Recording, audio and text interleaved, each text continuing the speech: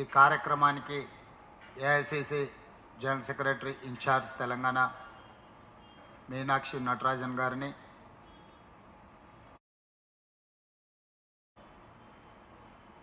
అదేవిధంగా సహచర మంత్రివర్గ సభ్యులను, ముఖ్యమైన నాయకులను,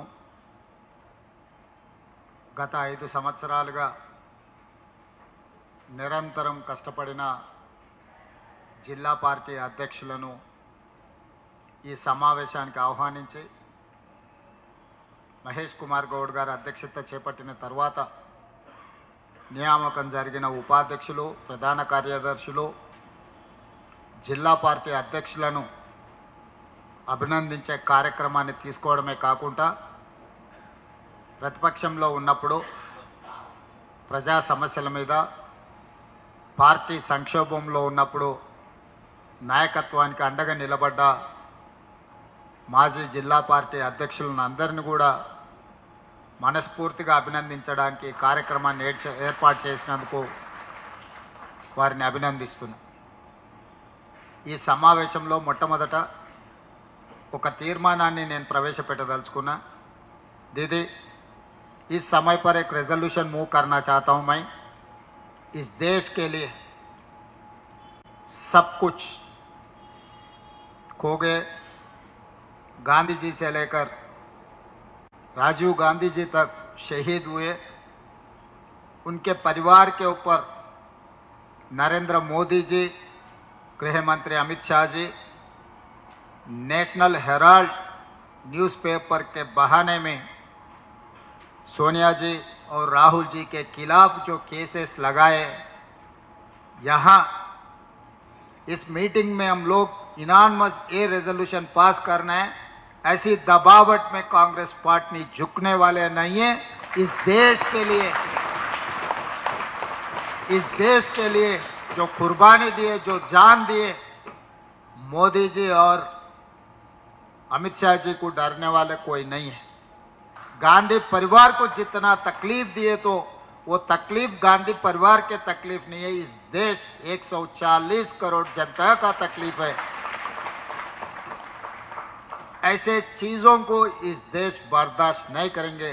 इसीलिए इस मीटिंग में हम लोग ये रेजोल्यूशन पास करना है, जो मोदी जी और अमित शाह जी जो कर रहा है उसके लिए हम कंडेम करना, इनानमस रेजोल्यूशन पास कर दे के मोदी जी को खत लिखना है अपना तेलंगाना कांग्रेस पार्टी के तरफ से।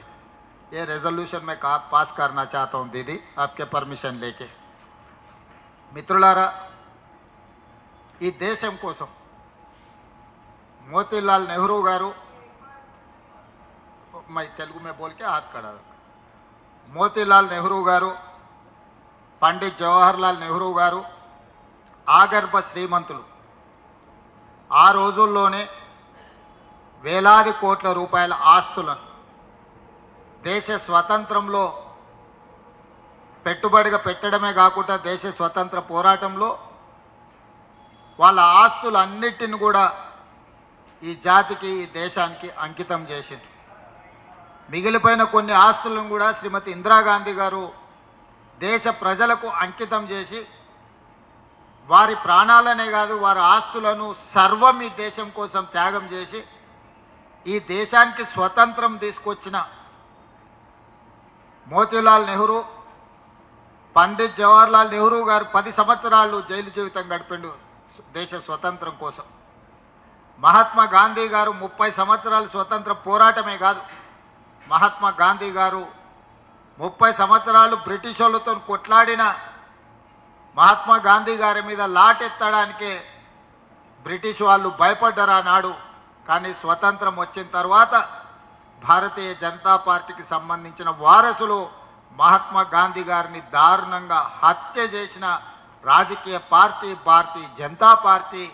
ఆ పార్టీ ఈ దేశం కోసం ప్రాణాలు అర్పించిన శ్రీమతి సోనియా గాంధీ, శ్రీ రాజీవ్ గాంధీ గారి వారసత్వాన్ని పుణికిపుచ్చుకున్న శ్రీమతి సోనియా గాంధీ, రాహుల్ గాంధీ గారి మీద నేషనల్ హెరాల్డ్ అనే పత్రిక దేశ స్వతంత్రం కోసం పండిత్ జవహర్లాల్ నెహ్రూ గారు ప్రారంభించారు. వారి సొంత ఆస్తులను పెట్టి నేషనల్ హెరాల్డ్ పత్రికను ప్రారంభించారు.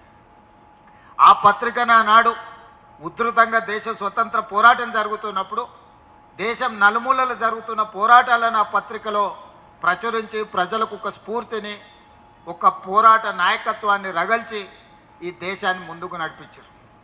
అదే సమయంలో పండిత్ జవహర్లాల్ నెహ్రూ గారితో పాటు మహాత్మా గాంధీ గారు యంగ్ ఇండియా అనే పత్రికను కూడా నడిపి ఆ పత్రిక కూడా దేశ స్వతంత్ర పోరాటంలో క్రియాశీలక పాత్ర పోషించింది. ఈరోజు నేషనల్ హెరాల్డ్ పత్రిక ఆనాడు సిబ్బందిని తీసుకొని ఆ పత్రిక నడిపించడానికి పనిచేసిన వాళ్ళు తర్వాత స్వతంత్రం అనంతరం జరిగిన పరిణామాలలో చాలామంది సమాజంలో పెద్ద పెద్ద పారిశ్రామికవేత్తలు పత్రికలు టీవీలు పెట్టుకోవడం వల్ల నేషనల్ హెరాల్డ్ నడపడానికి కష్టమై మూతబడ్డది.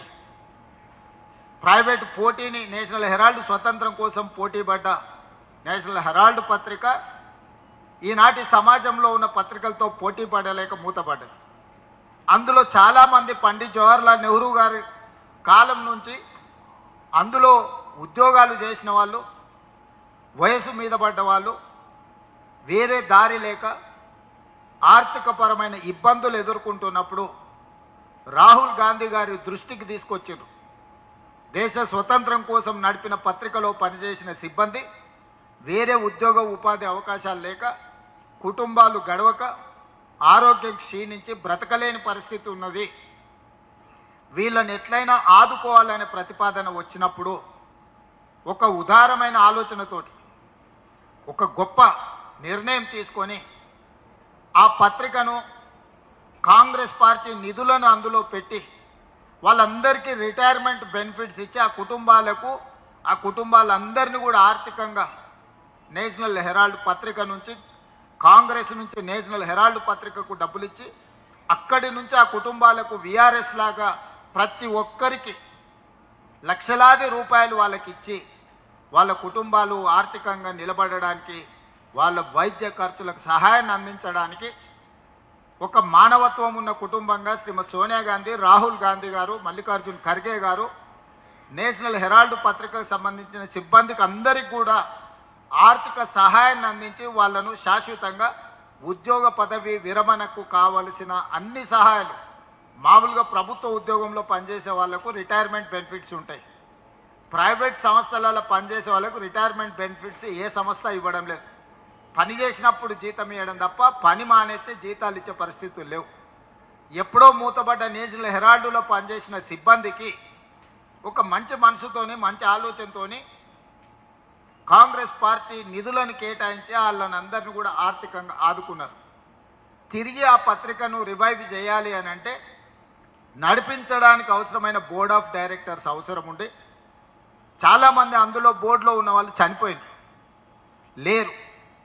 తిరిగి దాన్ని పునరుద్ధరించాలి అని అంటే ఆ బోర్డ్ ఆఫ్ డైరెక్టర్స్గా మల్లికార్జున్ ఖర్గే గారు, రాహుల్ గాంధీ గారు, అహ్మద్ పటేల్ గారు ఇట్లా కొంతమంది కాంగ్రెస్ పార్టీ నాయకులను బోర్డ్ ఆఫ్ డైరెక్టర్గా తీసుకున్నారు. ఎందుకంటే నేషనల్ హెరాల్డ్ పత్రికను తిరిగి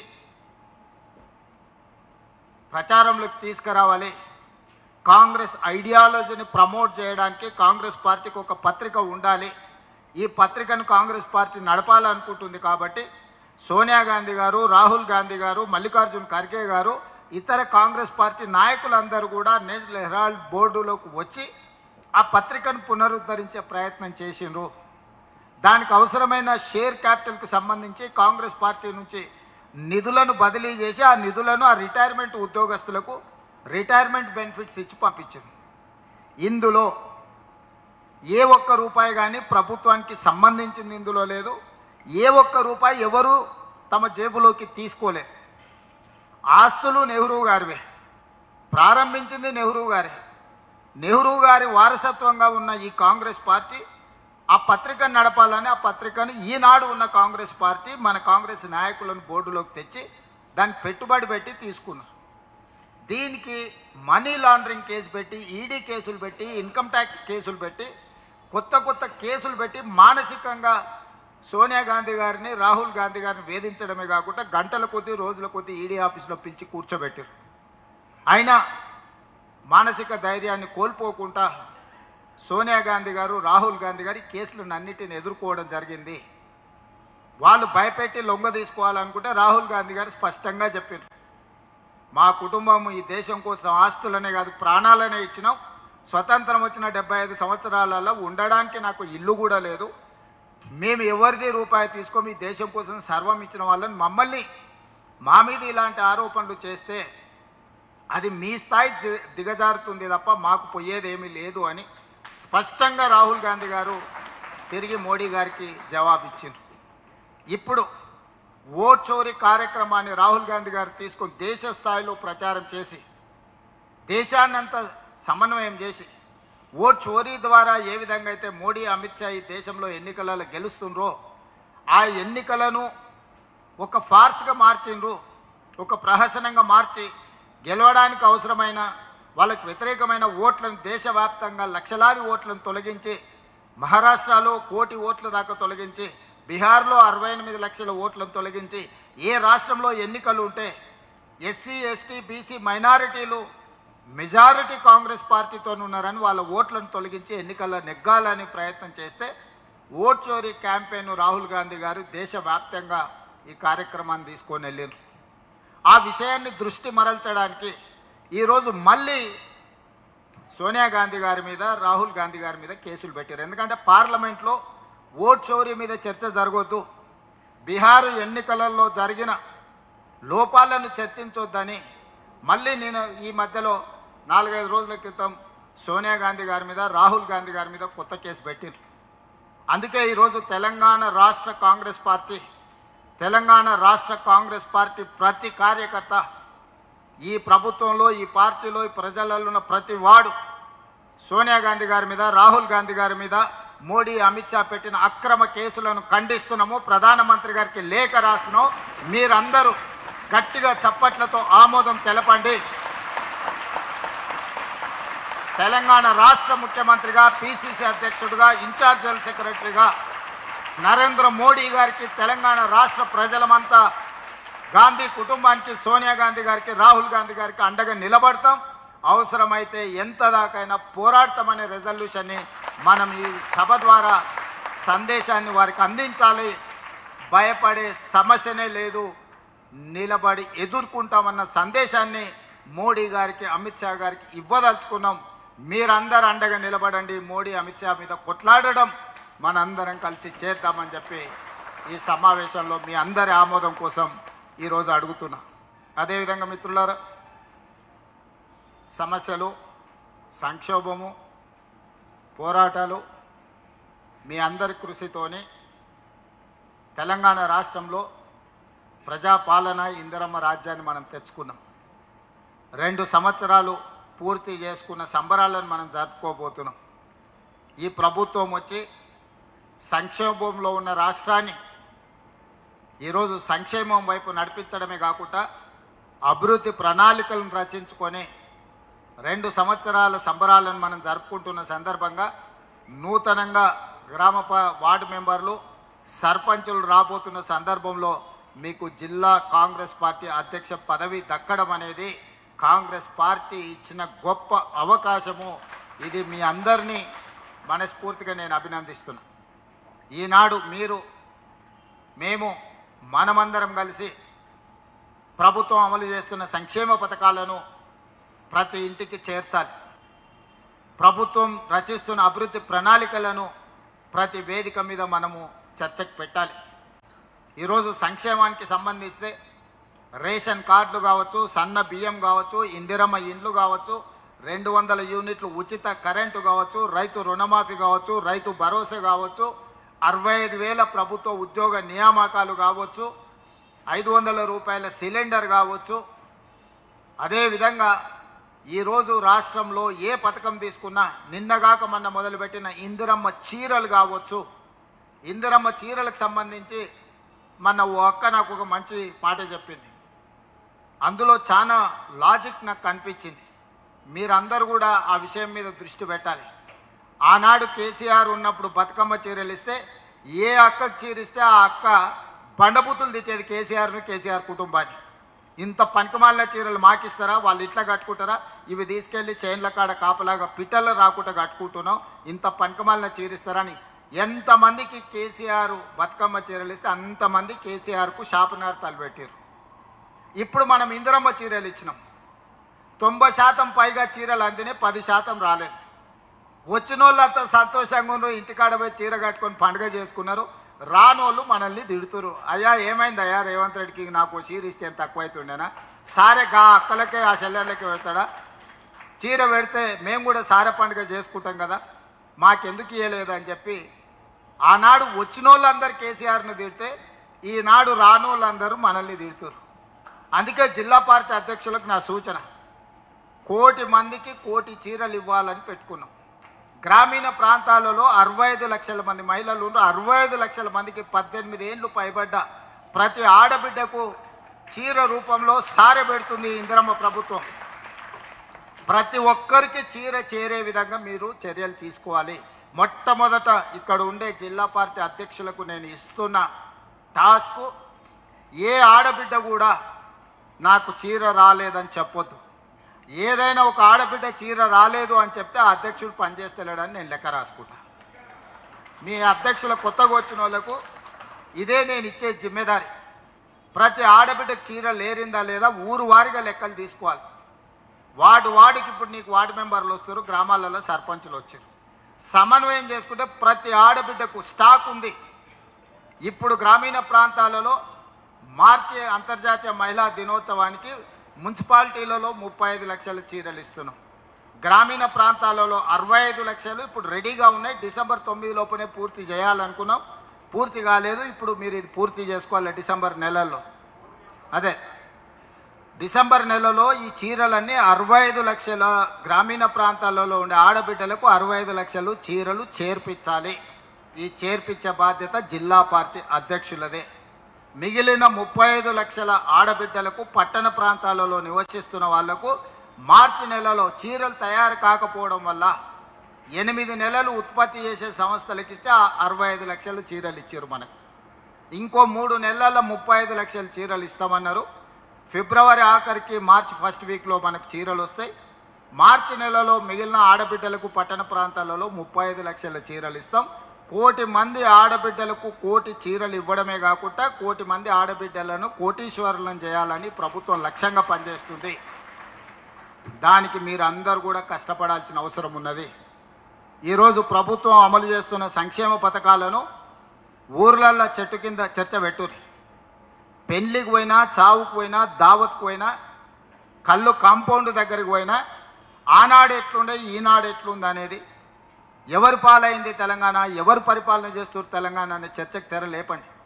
2 సంవత్సరాలల్లో మన మార్పు పరిపాలనను మనం అందించినాం.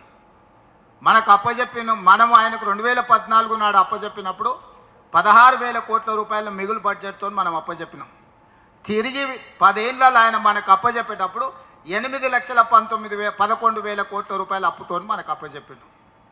నాకు డిసెంబర్ 7, 2023 నాడు ప్రభుత్వాన్ని చంద్రశేఖరరావు గారు అప్పజెప్పే నాటికి 8,11,000 కోట్ల రూపాయల అప్పుతోని నడుమొంగిపోయి బజార్లో ఎవరు నమ్మని పరిస్థితుల్లో మన చేతిలో రాష్ట్రాన్ని పెట్టింది. ఒక సంక్షోభానికి లోనైన రాష్ట్రాన్ని మన చేతిలో పెడితే సంక్షోభ రాష్ట్రాన్ని సరిదిద్దుకుంటూ సంక్షేమ పథకాలను ఆనాడు ఉన్నట్టువే కాకుండా ఈనాడు కొత్తగా మనము 6 గ్యారంటీల రూపంలో ఇచ్చిన పథకాలను కూడా అమలు చేసుకుంటూ 65,000 ప్రభుత్వ ఉద్యోగ ఖాళీలను మొదటి సంవత్సరంలోనే భర్తీ చేసి అన్ని రకాలుగా సంక్షేమ పథకాలను అమలు చేసుకుంటూ మన 6 గ్యారంటీలను అమలు చేసుకుంటూ ఈరోజు ముందుకు నడిపిస్తున్నాం. ఈ క్రమంలో 2 సంవత్సరాలు మనం పూర్తి చేసుకున్న సందర్భం వచ్చింది. సంబరాలను జరుపుకుంటున్నాము. ఉన్న ప్రభుత్వాన్ని నడపడమే కాదు, 2034కి $1 ట్రిలియన్ ఎకానమీగా, 2047 100 సంవత్సరాల స్వతంత్ర ఉత్సవాలు జరుపుకునే టైంకి $3 ట్రిలియన్ ఎకానమీగా తెలంగాణ రాష్ట్రాన్ని అభివృద్ధి చేయాలని ఈరోజు ప్రణాళికలు చేసుకున్నాం.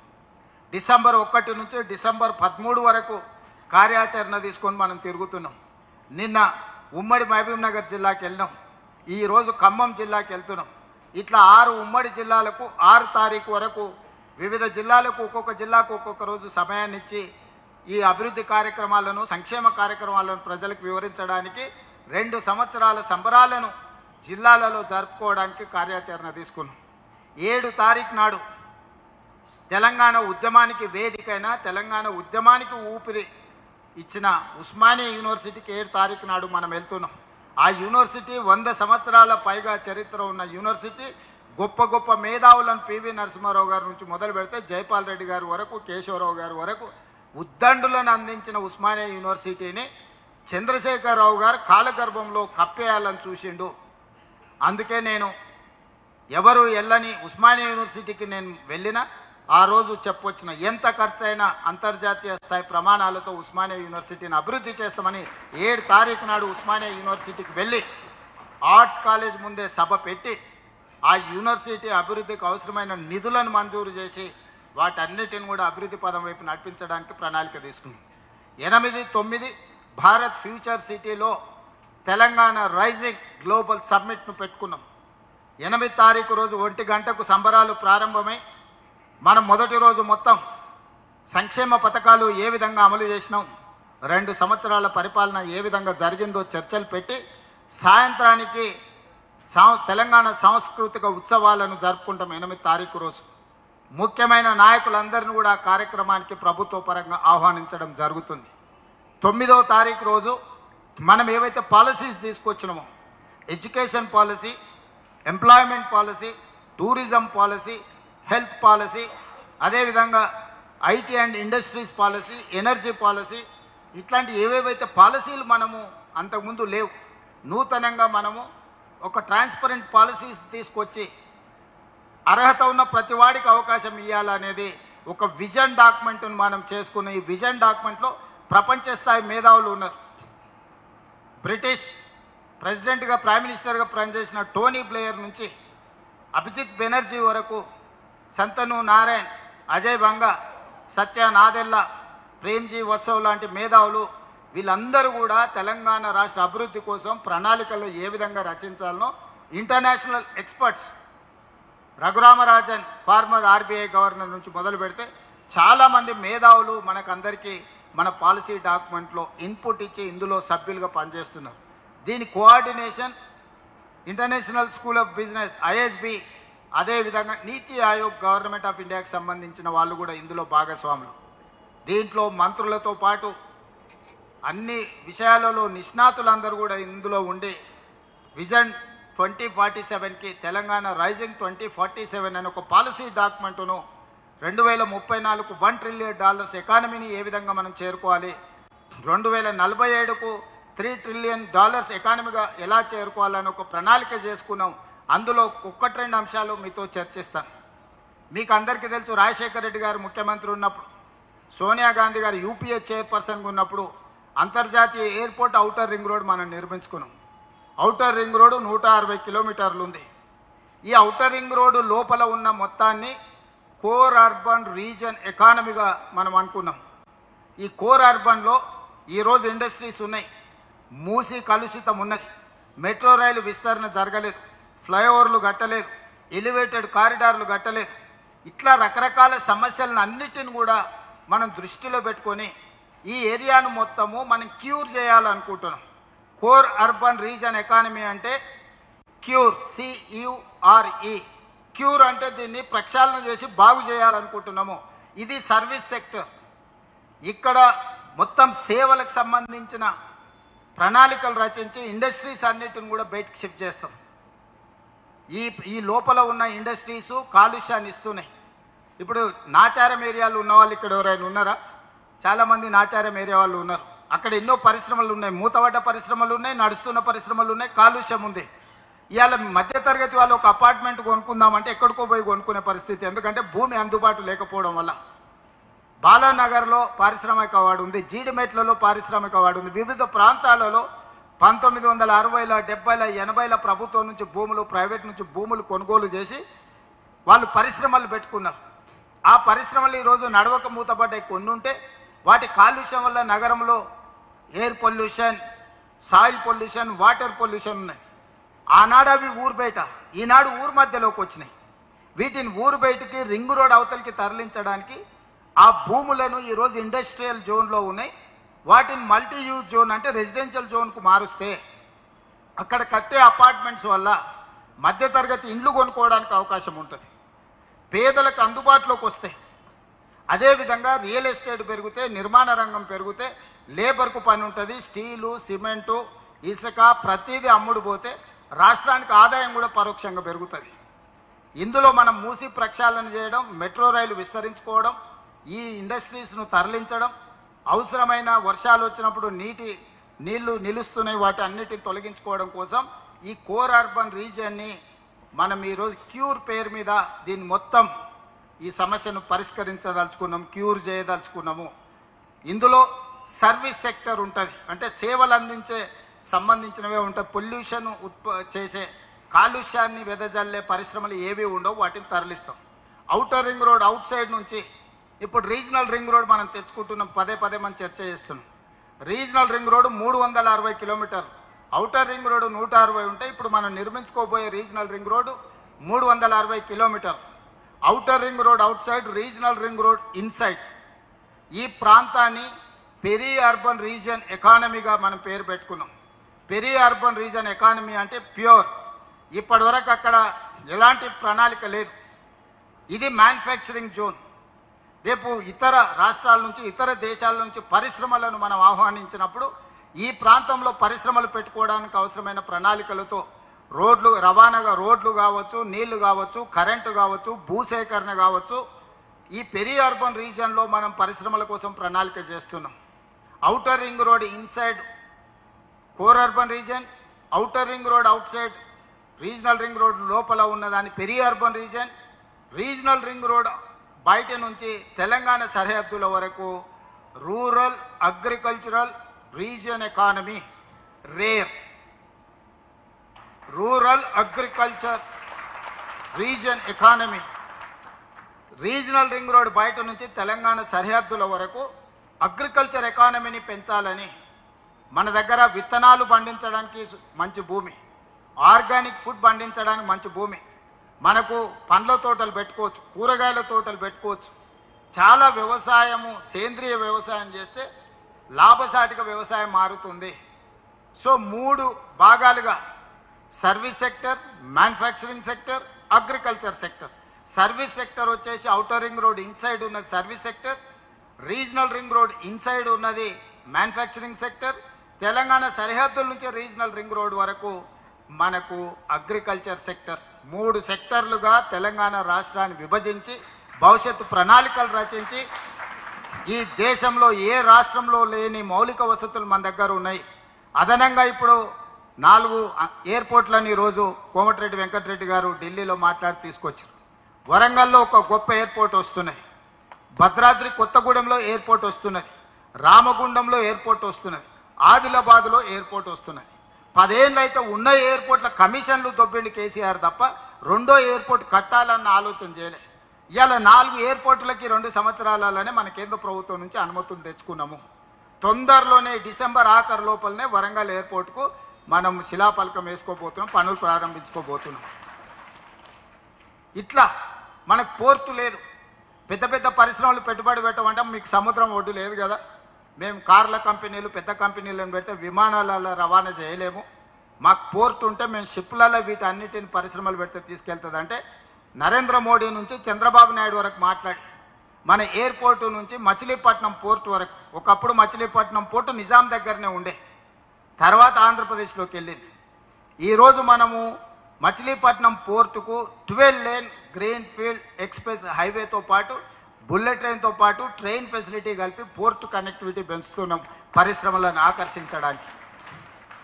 సో ఇవన్నీ కార్యక్రమాలు, ఈ రోడ్లు కానీ, మెట్రో కానీ, అదేవిధంగా మనము హై స్పీడ్ రైళ్ల గురించి వినడం, బుల్లెట్ ట్రైన్ల గురించి వినడం. జపాన్లో జనాలు బుల్లెట్ ట్రైన్లలో తిరుగుతారని మనం విన్నాం. మన దేశంలో నరేంద్ర మోడీ గారు గుజరాత్లో పెట్టుకురు, ఆ తర్వాత పూణే, ముంబై ఏదో వేసుకుంటారని దూరంగా విన్నాం. మీ రాష్ట్రాలు చేసుకున్నప్పుడు మాకెందుకు ఇయ్యారని కేంద్రంతో కొట్లాడి ఇవాళ హైదరాబాద్ నుంచి బెంగళూరుకు ఎక్స్ప్రెస్ హైవేతో పాటు బుల్లెట్ ట్రైన్ కూడా మనం మంజూరు చేయించుకున్నాం. హైదరాబాద్ నుంచి చెన్నై వయా అమరావతి ఎక్స్ప్రెస్ హైవేతో పాటు బుల్లెట్ ట్రైన్ కూడా ఈరోజు మనం మంజూరు చేయించుకున్నాం. ప్రాథమికంగా ఒప్పుకున్నారు. వాటిని పేపర్ మీద కావాలని రేపు నరేంద్ర మోడీ గారిని కలిసి నువ్వు ఇస్తావా సస్తావా అని ఇలా మనం అడగనికి పోతున్నాం. ఎందుకంటే నువ్వు గుజరాత్కు తీసుకెళ్తున్నావు, నువ్వు గుజరాత్ ముఖ్యమంత్రి కాదు, ఈ దేశానికి ప్రధానమంత్రి. గుజరాత్కి ఏమేమి ఇచ్చినావో తెలంగాణ కూడా అవన్నీ ఇవ్వాల్సిందే. ఇవ్వకపోతే ఖచ్చితంగా ఈ రాష్ట్రంలో బీజేపీని మొత్తం నేలమాటం చేస్తావు. ఈ రాష్ట్రంలో బీజేపీ ఉండనే ఉండదు. ఒక ప్రణాళిక తీసుకొని రేపు ప్రధానమంత్రి గారిని కలిసి విజ్ఞాపన పత్రం ఇస్తున్నాం. మనం అడగడం మన బాధ్యత, ఇవ్వకపోతే కొట్లాడడం మన హక్కు. అడగకుండానే ఇవ్వలేదని మాట్లాడితే తప్పు మన వైపు ఉంటుంది. ఒక్కటికి 10 సార్లు అడుగుతాం. ఇక్కడ వ్యక్తిగతమైన పైరవి లేదు. ఇక్కడ రాష్ట్ర ప్రజల ప్రయోజనాల కోసం ఒక్కటికి 10 సార్లు అడుగుతాం. కేంద్ర మంత్రులను, ప్రధానమంత్రి ఒక్కటికి 100 సార్లు ఢిల్లీకి పోయి అడుగుతాం. ఇచ్చిండ్రా సరే సరే సంతోషం. ఇవ్వకపోతే తెలంగాణ ప్రజలు ఏ విధంగా వ్యవహరిస్తారో బీజేపీ రుచి చూస్తుంది. ఇలాంటివన్నీ కార్యక్రమాలు తీసుకొని మనం ముందుకు వెళ్తున్నాం. మరి ఇన్ని కార్యక్రమాలు చేస్తే మంత్రులు లేకపోతే ప్రభుత్వం ఆ కార్యక్రమాలలో ఉంటే ఇది ప్రజలకు చెప్పాల్సిన బాధ్యత. చేయడమే కాదు, చేసింది చెప్పుకోవడం కూడా చాలా అవసరం రాజకీయాలలో. మరి ఎవరు చెప్పాలి? ఇవన్నీ ప్రజలకు ఎవరు చెప్పాలి? మీరే కదా, జిల్లా అధ్యక్షులే కదా. మీరు రాష్ట్ర అధ్యక్షులు జిల్లా అధ్యక్షులకు చెప్తారు, జిల్లా అధ్యక్షులు మండలాధ్యక్షులకు చెప్పాలి, మండలాధ్యక్షులు గ్రామాధ్యక్షులకు చెప్పాలి, గ్రామాధ్యక్షులు ఆ వార్డులో ఉండే అధ్యక్షులకు చెప్పాలి. ఇది మన స్ట్రక్చర్. ఇందులో మీరందరూ కష్టపడి పని చేయాల్సిందే.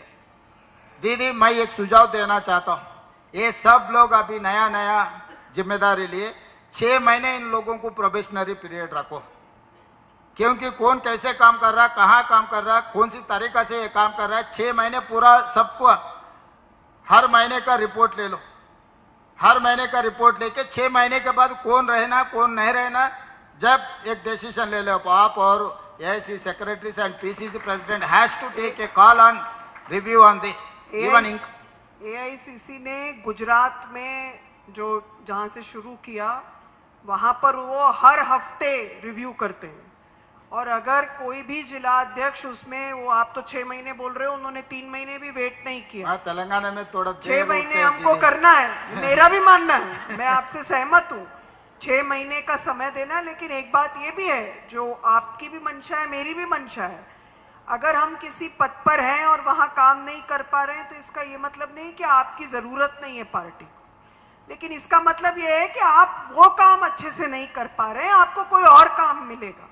लेकिन ये सही बात है कि आज जो राजनीतिक हमारे सामने परिस्थिति है उसमें हमको ये कड़े निर्णय करने पड़ेंगे, नहीं तो हम आने वाली चुनौतियों का सामना नहीं कर पाएंगे.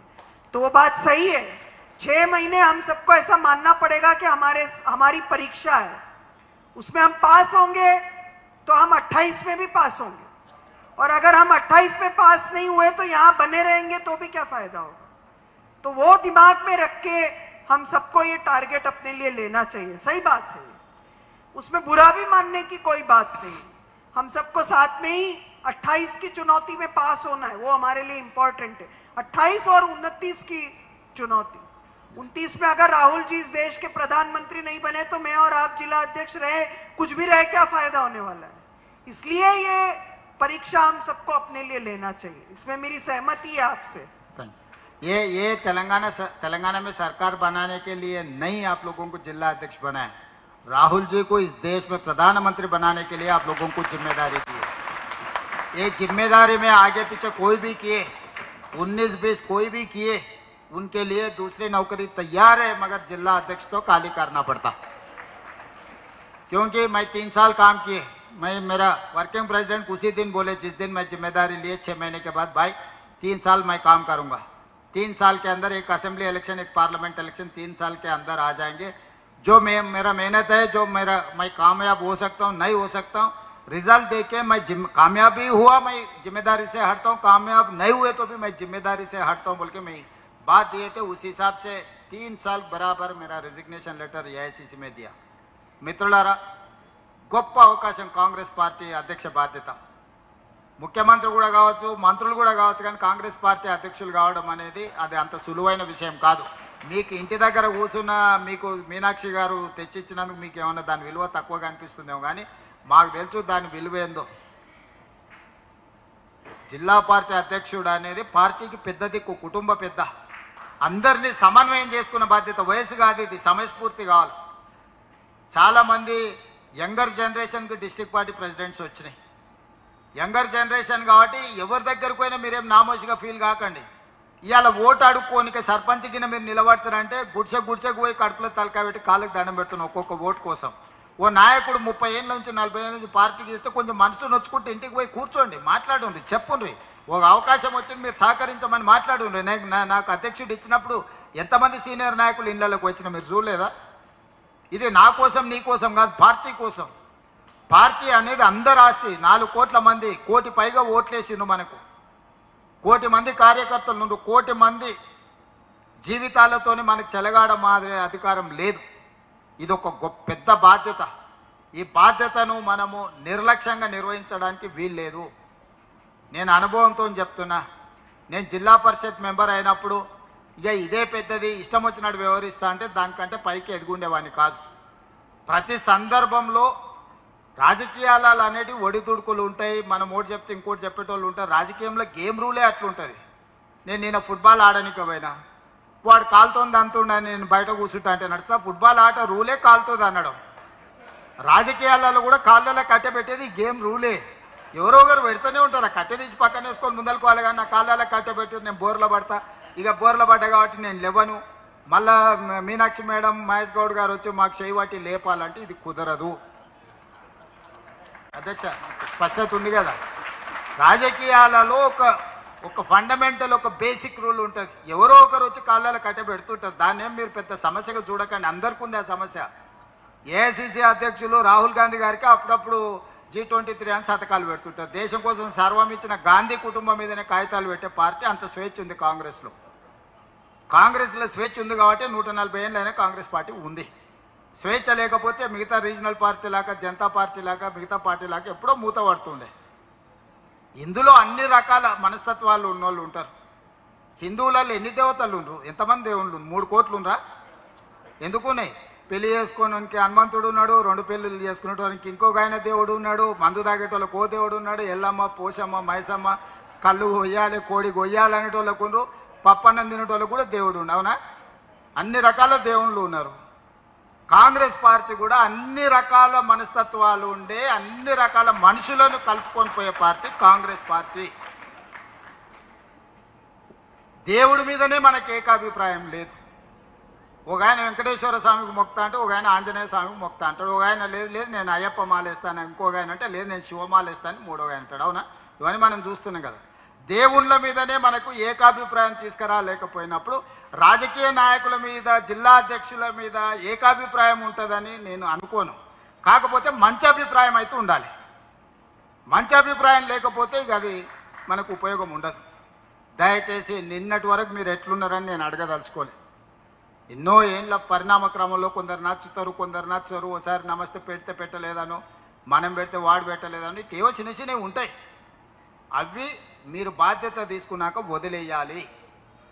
ఈరోజు మీరు ఈ రోజు నుంచి మీరు ఛార్జ్ తీసుకుంటారు. ఈ రోజు నుంచి మీలో మారిన మనిషి కనిపించాలి. నేను కూడా ముఖ్యమంత్రి కాకుండా నాకు మస్తు మంది మీద కోపం ఉండే. రూమ్ లేచి కట్టె తీసుకొని అలసిపోయిన దగ్గర కొట్టాలని కోరిక ఉండేది.